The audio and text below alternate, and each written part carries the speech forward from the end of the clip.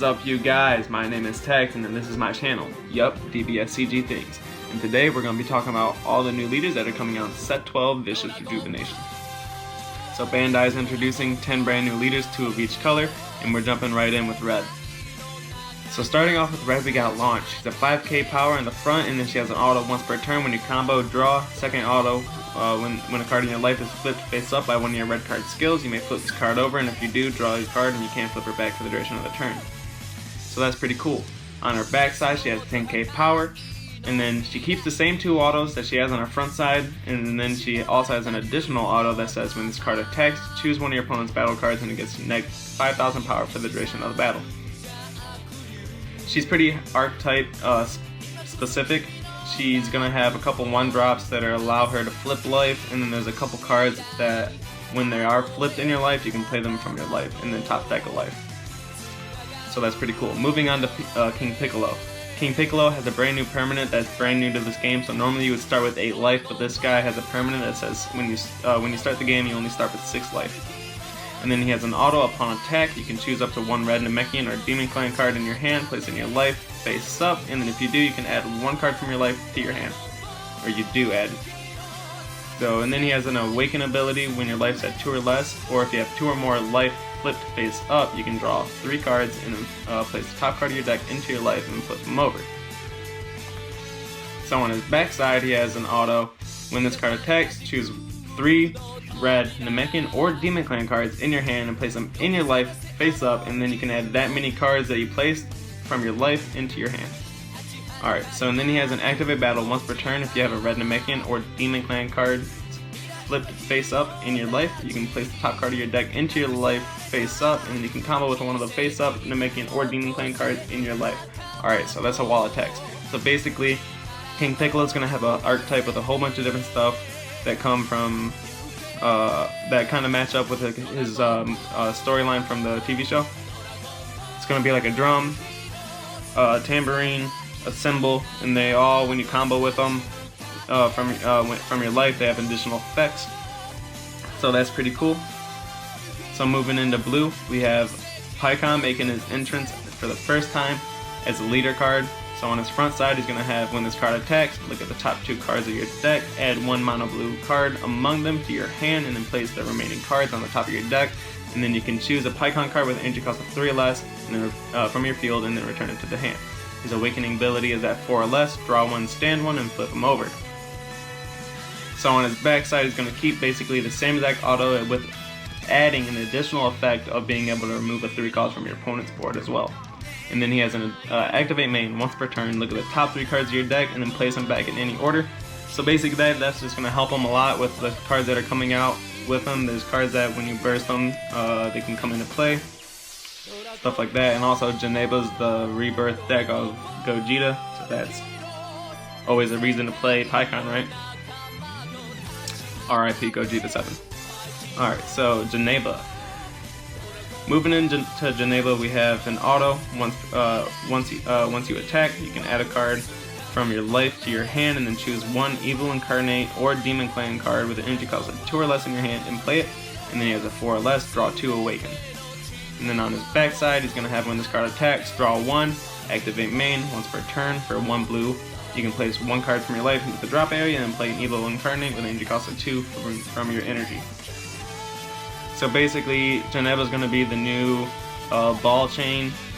I also would really like to know if anyone's going to end up putting that chain into like the milliliter possibly, or something like that, just to add more attacks. If you are, leave it in the comments below. I'd love to know. So moving right into green, we got Lord Slug. Lord Slug is pretty sweet. He has basically 2 different awakening abilities. So he has 1 ability upon attack, auto. When this card attacks, you and your opponent both draw, so that's different. Normally with a Lord Slug leader, you would assume hand destruction, but unfortunately they kind of worked it backward with this one because you get skills when your opponent's at a certain amount of cards in hand. So he has another auto. If you have 3 or more green energy, when you activate Rejuvenate, draw 2 cards and flip this card over. I thought that was pretty sweet, especially I like the new Rejuvenate skill. I don't think it's going to be super relevant in the upcoming meta, but I do believe that when it gets played in battles, it's going to be effective and, you know, could take games. So either way, he has an awakening. When your life's at 4 or less, you and your opponent both draw a card, and you can switch 2 of your energy to active mode and flip him over. So on his backside, it's pretty sweet. For the first time, they're adding a 20k leader card, and then he has a permanent. If your opponent has 7 or fewer cards in their hand, your leader gets minus 5,000 power during battles on your opponent's turn. And then he has an auto. When this card attacks, you and your opponent both draw a card. And then he has an activate main. If your opponent has 10 or more cards in their hand, you can play a Slug's Army card with an energy cost 2 or less from your drop area. So the Slug's Army stuff with this set's going to basically be moving into the next ball chain. Alright, so moving into Turles. Turles has a permanent. If a Turles Crusher Corpse card in your battle area would be placed in its owner's drop area by one of your skills, it's sent to the warp instead. And then he has an auto. Upon being played into his leader area, you can place the Tree of Might from your deck into your opponent's battle area. He has another auto upon attack that when he attacks, you can add 1 card from your life to your hand, and you can top 5 search for a Turles Crusher Corpse card and then add it to your hand. And his awakening ability is at 4 or less, or if your opponent has 3 or more cards in their life flipped face up, you can draw 1 card, switch 1 of your energy to active mode, and then flip him over. So that's pretty cool, paired with his field card and a couple cards that belong in the deck, like the 1-drop. There's cards that allow you to flip your opponent's life, and then that's going to help you get an early awakening. So on his backside, he has a permanent. If a Turles Crusher Corpse in your battle area would be placed in the drop area, it's sent to the warp instead. Same thing from the front side, but then he has another permanent that allows you to deal. When you deal damage, you can choose the cards from your opponent's life that they're going to take. So like when you deal a double strike, you can choose different cards from their life than the ones that they would choose like automatically, you know. So and then he has an auto upon attack, draw 1, and then activate main once per turn. Choose 1 card from your hand and place it at the bottom of your deck, and then you can add a Fruit of Tree of Might from the drop area to your hand. So that's really cool to allow you to recycle stuff, and plus that card's at 10,000 power, and it just helps a lot with keeping hand power and combo size in your hand. Alright, so moving into yellow. Yellow has an auto. When this card attacks, draw 1 card, and then he has an auto if it's your opponent's turn. When a yellow skillless battle card with 15,000 power is placed in your drop area from your combo area, you can play it from your drop. So basically when you combo your cards, they're going to come into play, being like the Goku and Vegeta, and then they have extra cards that are coming out in the set that can evolve over your skill list. So moving into his awakening ability, he has when you're at 4 or less, or if you have a yellow unison card in play with a specified cost of 2, you can draw 1 card, stand 1 of your energy, and then add life until you're at 6 cards and flip him over. So his awakening ability kind of looks just like the Gotenks from last set's ability. And then on his backside, he has when this card attacks, draw 1. Basically the same exact thing once per turn with your skillless combos, except for it's on both turns instead of just on your opponent's. And then he has an activate main. Once per turn for 1 yellow energy, you can choose 1 Son Goku or Vegeta card with an energy cost of 2 in your battle area, place it in the drop area, and you can choose 1 battle card from your deck or hand with energy cost of 3 and EX Evolve skill in the same character name as one of the cards that you place in the drop area and play it. So that's pretty cool. That's an extra way to add pressure with this deck along with all the skillless bodies. Alright, so moving into Frieza. Frieza has a permanent. If all of your life is flipped face up, you lose the game, and then when you take damage, you can just flip cards from your life face down equal to the damage taken. So if you're getting hit by a double strike, you can just flip 2 of your face up life down. So and then he has another permanent. Cards in your life can only be flipped face up by skills on mono yellow cards, and you can't add face up cards from your life to your hand. He has an auto upon play. When you play him into your leader area, you can activate your field card. And then he has an auto, and then his awakening ability is at 5 or less. You can choose your recovery device in your battle area, place it in the drop area, and then flip him on over. So on his backside, his permanents are basically the same exact thing. And then he has an activate battle. You can place 1 card from your life into your drop area, draw 1 card, and he gets plus 5,000 in double strike. So this is a whole new thing. He basically, when you can cards coming out with him, there's gonna be like a Frieza chain that you can play from your life and stuff like that. So moving on into black, we got Son Goku and Vegeta. On his front side, he has an auto when you play a battle card using Union Fusion, you can draw a card, and then he has another auto when he attacks, you can draw 1 and then add up to 1 card from your life to your hand, and then he has an activate main, send 5 cards from the top of your deck to your warp, up to, by the way. You don't have to choose up all 5, you can choose like 3 or whatever. And then he has awakening ability. When you're at 4 or less, you can draw 1 and flip 1 energy up to active and flip him over. And then he has the same exact, when you play a card with fusion, draw 1, and then instead of just draw one, add one from life, he now has upon attack you can draw one and send 5 cards from the top of your deck to your warp. And then his activate main on his backside is going to be once per turn, add up to 1 card from your life to your hand, and then choose 2 black battle cards with energy cost of 1 and 10,000 power, and they get 10,000 power until the end of your opponent's next turn. So with him, he's going to be a lot of one-drop plays, like the Go Hank stuff, the new Gogeta stuff is all going to be a whole bunch of different one-drops that you can beef up. Alright, so moving into Salsa. On his front side, he has when this card attacks, draw 1, and then an auto once per turn. If this card is in battle, when you use one of your black battle cards in combo, your opponent sends 1 battle card from their drop to their warp, and if there's no battle cards in their drop, you can draw a card.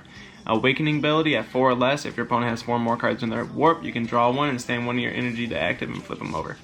On his backside, he's going to have the same 2 first autos, but with a new activate main saying once per turn for 1 random colored energy. If there are no battle cards in your opponent's drop area, you can choose 1 black evil wizard, demon realm race, or a demon god card with an energy cost of 2 or less from your deck or hand and play it.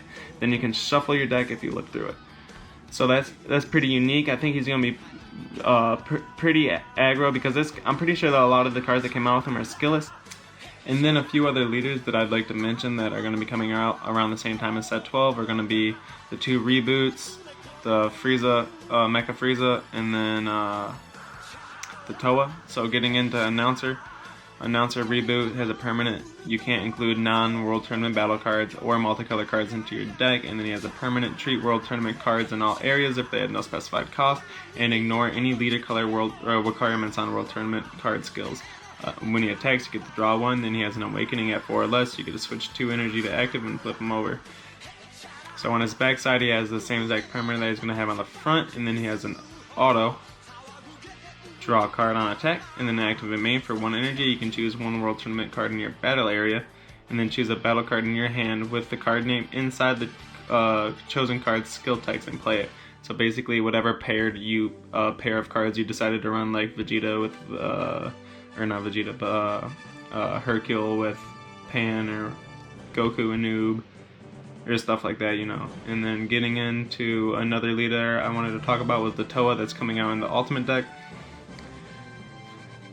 Toa has a permanent treat Dark Broly cards with an original cost of 9 or less in your hand, or non-black battle cards with Zeno in their character name with original cost of 9 or less in their hand if they have no specified cost, and then reduce their energy cost by 1. And then she has an auto on attack, add up to 1 card from your life to your hand, then draw 1 card, and then she has an Awakening at 4 or less, draw 1, flip 1. And then on her backside, she's going to have the same exact permanent, and then she's going to get a draw and plus 5,000 power for the battle on attack, and then she has an auto once per turn. When one of your Dark Broly or non-black battle cards with Zeno in its character name is removed from your battle area, you get to draw a skill, by opponent skill, you get to draw a card. So she's pretty cool. I just thought I'd mention her real quick because she's coming out in the Ultimate deck, and I figured that she might be getting played a lot. And then the other leader I wanted to bring up was Bergamo real quick. He has the brand new permanent that's going to make him work a lot better with his U9 stuff. Treat U9 cards in all areas if they have no specified cost, which makes you be able to use the yellow stuff from the draft box with the blue stuff from the set like 2 or whatever this came out in.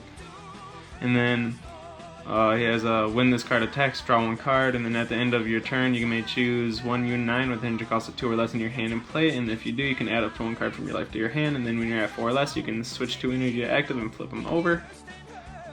And on his backside, he has a new permanent that if you have at least 1 Lavender and 1 Basil card in play, your opponent's leaders can't attack this card or your Unison cards. And then he also has, when this card attacks, draw 1, and then at the end of your turn, you can choose 1 U9 with energy cost 2 or less in your hand and play it.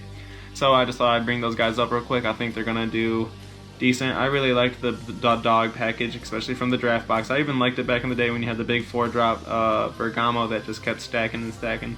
But either way, these are my thoughts on a couple of the leaders that are coming out. A few of them I don't think are going to be all too meta. A lot of them have unique skills. We got a lot of new reboots. There's 3 new reboots, so including Mecha Frieza and the 2 I just talked about. So either way, let me know what you guys think about the leaders coming out in this next set. What are you going to be playing? What do you think is going to be seen inside the next meta, like at your locals, at any big tournaments, stuff like that? What are you going to be playing? Please leave it in the comments below. Like, comment, and subscribe, and I'll see you in the next video.